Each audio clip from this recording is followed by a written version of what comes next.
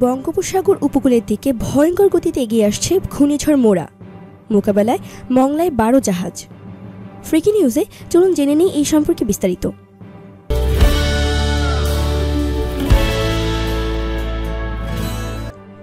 উপকূলের দিকে ধেয়ে আসা ঘূর্ণিঝড় মোরার তাণ্ডব মোকাবেলায় চট্টগ্রাম নৌঘাটি থেকে 10টি যুদ্ধজাহাজ ও চট্টগ্রাম কোস্টগার্ডের 2টি জাহাজকে নিরাপদ আশ্রয়ে রাখতে মংলায় নিয়ে আসা হয়েছে।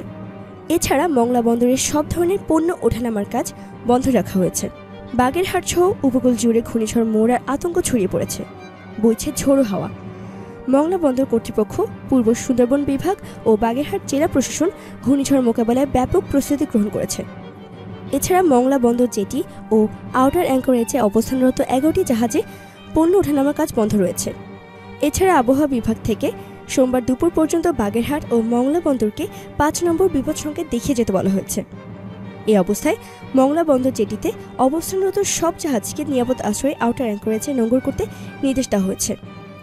পাশাপাশি বিএনএস মংলা নৌঘাটির সকল যুদ্ধজাহাজ ও নৌযানগুলোকে নিরাপদ আশ্রয়ে নোঙর করে রাখা হয়েছে।